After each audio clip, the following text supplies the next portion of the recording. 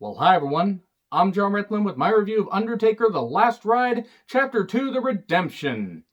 I'm going to address the elephant in the room really quickly. For those that saw my Chapter 1 review, yeah, I got a little bit harsh and I don't apologize for anything I said. Now, there were people that talked to me in the comments and in DM and even on Twitter that were like, hey, I respect your opinion, but maybe you were a little bit harsh.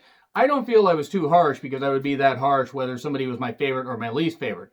But that being said, sometimes you need to separate the wrestler and the character. So I do respect that, but I don't make any fucking apologies for what I said because they're my opinions and I'm going to stick by them. That being said, Undertaker has put his body through a whole lot of shit. Also, he is the one that put his body through this much shit. He is loyal to Vince to a goddamn fault and really should have not wrestled past WrestleMania 28. He's made more than enough money. Yes, he's made a ton of money since coming back, but all it's done is damage his legacy, and this is my opinion. But at least this goes from WrestleMania 33 to his redemption at WrestleMania 34, and it's his last match ever, except no, it wasn't even close. And Chapter 3 is going to be pretty goddamn interesting. But that being said, I am glad to see this kind of content on the network. And hey, Undertaker, credit to him for being a private guy. He lets us see what life is like with Michelle McCool. We get to see his kids. We get to see what home life is for him and the shit that he has gone through. Him and Michelle are watching the Mania 33 match back, and nobody was happy. He wasn't. The fans weren't. I'd say 95% of the people watching that were not happy. Backstage and in the arena and at home. It was really sad to see. He was beyond gassed. He was gassed a few years before, but he was really gassed because he was beat up because he needed a hip replacement. He wanted to hang it up, hence why the hat and the jacket were left in the ring. And then everyone was emotional. Reigns was as well. And then talks about the hip replacement. He is going to the doctor and says he didn't want to become a parody of himself, which unfortunately he did. Now, I mean, whether he meant to do that or not, he unfortunately did. He became a shell of what he was years before this Mania 33 match happened. And some of the injuries he's had, like both eye sockets, rotator cuff, bicep repair, and more. Vince joked, well, wait, your surgery's done at 1:15, so you can check out at 5:15 and come to Raw, right? No, you don't want to do that after surgery, get blood clots and all that. But Vince is just joking with him. Surgical footage, yikes. And man, he got some metal in his hip. He got a dreidel in his hip, and now I figured out why Goldberg spiked him on his head. He wanted the dreidel that was in his hip. Wow, that's going to get me a lot of hate, but I don't really care because that match was goddamn atrocious.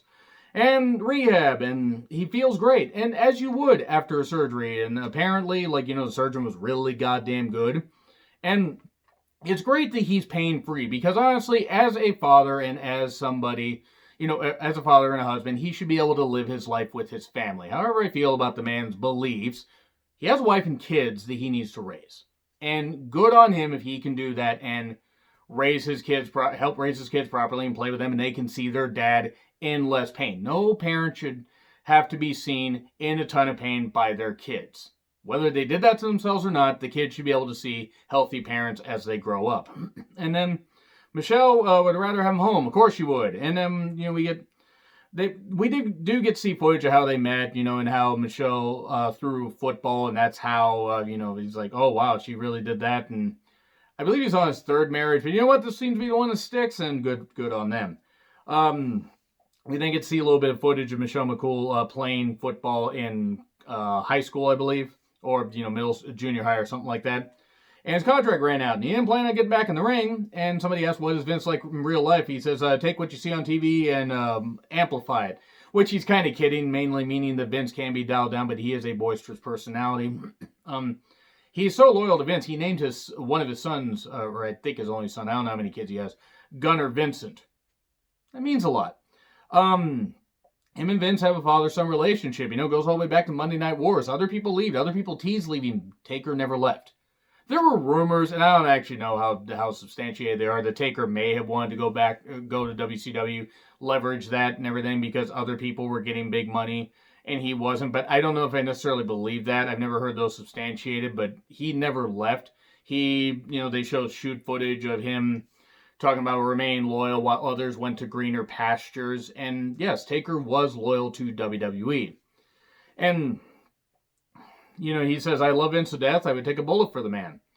So they do have a good relationship. And this does dive into that quite a bit. We get to Vince at one point said, and I think this was during something that was like during 96 or 97, he said, you need to quit feeling sorry for yourself. And other people, he would punch him in the face because it was Vince. He felt it was true. This is the part that surprised me, though, because Undertaker means a lot to Vince, and we get to find that out how much, because the person asked off camera, what has the Undertaker meant to WWE and to you personally? And Vince went like this. He just couldn't answer. You can tell they mean a lot to each other. And that is good. That is good. You should have a loyal employee like that. That really is a good thing. He then was meeting Vince, said he would return if needed.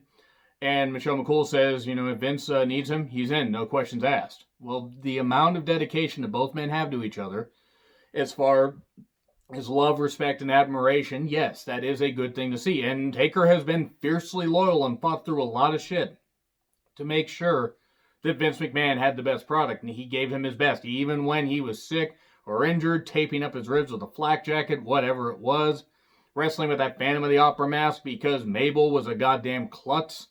But then we go to the 2018 Rumble. I'm skipping through a lot of this stuff. This isn't going to be as long as the other one, but it said, he'd like to work with AJ. Oh boy, just over 2 years later, we get to see that in the Boneyard match. And then footage of Michelle in the Rumble. And it was cool. He got to be there to see her, and then he decides, we see again them watching the Mania 33 match, and he wasn't happy. He says, he had one match too many. I would argue he had about 20 matches too many. I would say, once again, WrestleMania 28 is when he should have retired. That should have been the end of the streak. That's it. Because really, at that point, what else did he have left? And Triple H should have retired as well. Granted, we would have missed out on the Undertaker-Brock meme-worthy shit at SummerSlam 2015, but still, it was what it was. And then WWE sends him a ring, and they put it in this old jet ski repair shop, and there was a lot of cleanup. You even get to see a little footage of the kids helping clean up, and that was some good shit, good family bonding. And then he decides to come back, and training and cardio. Primo helped him. Primo actually helped him, because this was before they got rid of Primo, obviously, because this was just in the lead up to WrestleMania 34. The Colognes had a long run in WWE, despite not doing much of anything. He didn't want to Taker didn't want to let WrestleMania 33 happen again. And the man's got a lot of pride. I give him credit, but the spirit may be willing, but the body is weak. And even with this surgery, even with the dreidel in his hip, and Goldberg being unhappy about that, we get to see that Undertaker, yes, can have a short match, but he really can't have a long one. And boy, did he have some long ones after this.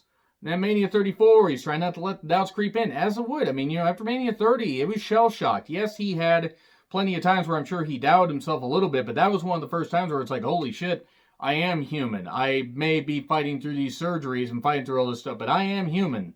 And then playing the entrance, and only one singles match with Cena in his entire career at Vengeance 2003. I could have swore they faced off on a SmackDown a little bit later, though, where Cena won.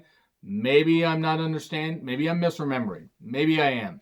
But I could have swore they faced off on a SmackDown a little bit later. Taker said, I want them to think, yeah, that guy's got a lot left in the tank. I don't think a lot of people have thought that. I'm not speaking for all fans. I'm just speaking for me personally. When I saw that match with Cena, he was happy about it, and that's good. He was happy. He felt that he went out there and redeemed himself, and he did to an extent.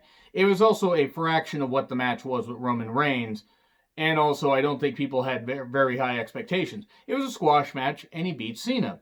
And we don't sell time, we sell entertainment, and hopefully that's what people got. And, he could retire, he could keep going. Can't answer that question yet. So, yeah, skip through a whole lot of that. Chapter 3 will be about the rest of 2018, including the Greatest Royal Rumble, Crown Jewel, that match with DX.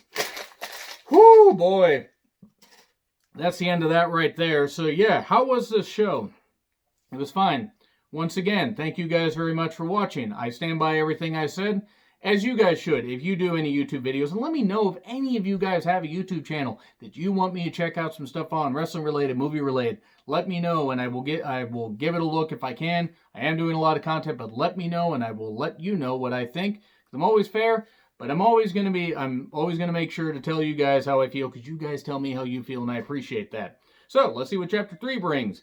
Reliving that DX match is not going to be easy. Like, share, subscribe, Twitter handle in the description. I'm John Retlin. I'll see you soon.